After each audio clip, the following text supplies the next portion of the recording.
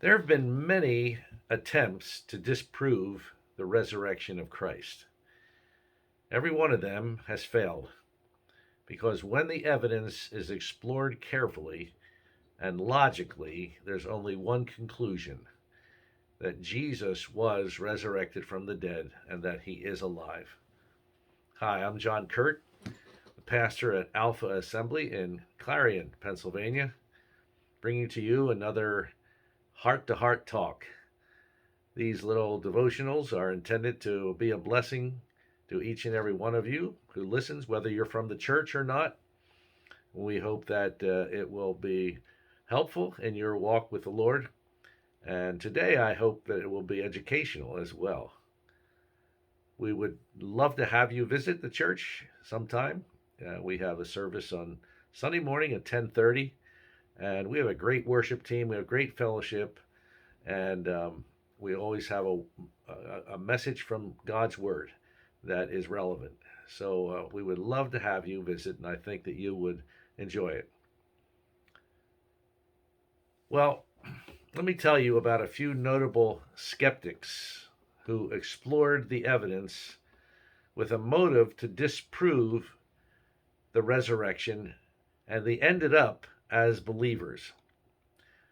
First one is Simon Greenleaf, who was considered by many to be the greatest expert on evidence the world has ever known. Greenleaf was the Royal Professor of Law at Harvard during the latter half of the 19th century.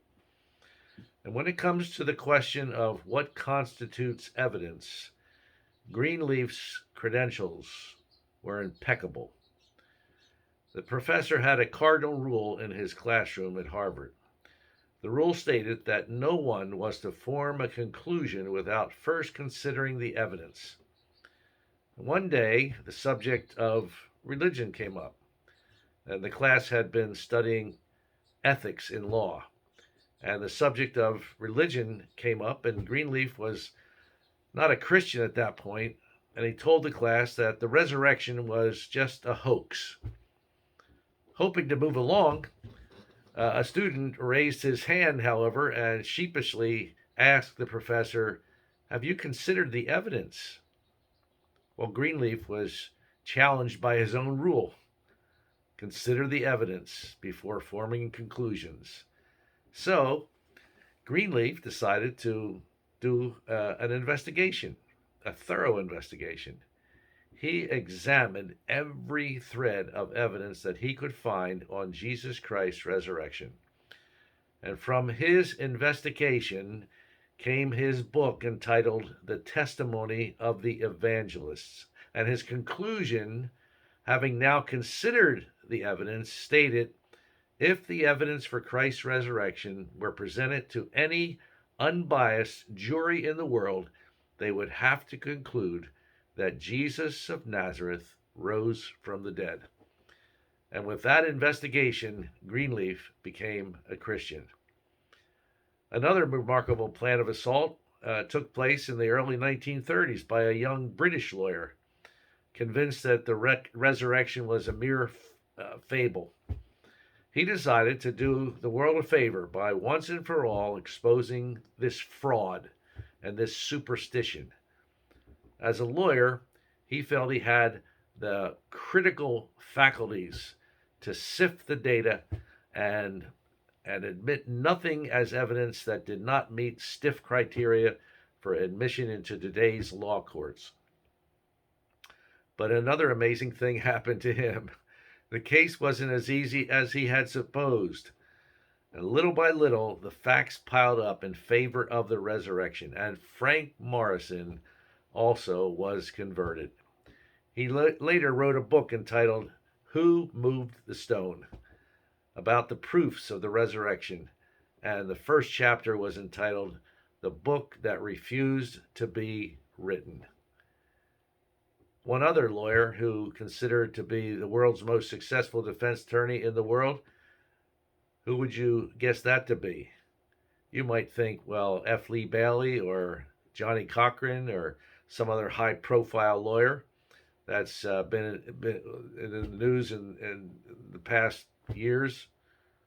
But according to the Guinness Book of Records, this is what it says on page 547. The most successful lawyer was Sir Lionel Luckhoo, who succeeded in getting his 245th successive murder charge acquittal by January 1st of 1985. That's an absolutely astonishing feat that anybody in the world uh, could not come close to and not replicate. What skills do you think he needed to rise to that unprecedented level of courtroom success? Well, he needed to have smarts and savvy. He had to have tremendous analytical skills, and he must be a world class expert on what constitutes reliable and persuasive evidence. And interestingly enough, during his own spiritual journey, Luckhoo turned his expertise to the question of whether the resurrection of Jesus Christ fits the test of legal evidence. And the conclusion that he ultimately reached, he wrote this: I say unequivocally that the evidence for the resurrection of Jesus Christ is so overwhelming that it compels acceptance by proof which leaves absolutely no room for doubt. So, a lot of times there are people that don't want to follow Jesus Christ, and they just kind of slough it off and just throw it off, and they say, well, you can't really prove that, and it's just a fable. But these are three men that took the time to really sift through the evidence, and the fact of the matter is they came to the same conclusion, each one of them, that the facts all add up, that Jesus Christ really rose from the dead. His resurrection was not fable, was not false, but it was true. And this past weekend, we just celebrated that. And I think that it's one of the most amazing things. There's no other religious leader in the world that has ever claimed that. But Jesus Christ not only claimed it, but he actually proved it, and the evidence is there. So if you have any doubts, or if you know anybody that has any doubts, share with him some of these stories, and hopefully will be a help to them in their search for the truth. That's what we're all on a journey for, the search for the truth. Well, thanks for joining me today, and I hope that this has been not only inspirational, but educational to you. Thanks for joining me for another heart-to-heart talk. And as I said at the beginning, you're welcome to stop by the church there, Alpha Assembly at 499 Grand Avenue Extension in Clarion, Pennsylvania. And we would love to have you. And hopefully we'll be looking for you. And maybe we'll see you one of these days. Well, God bless you in the meantime. Have a great, great day.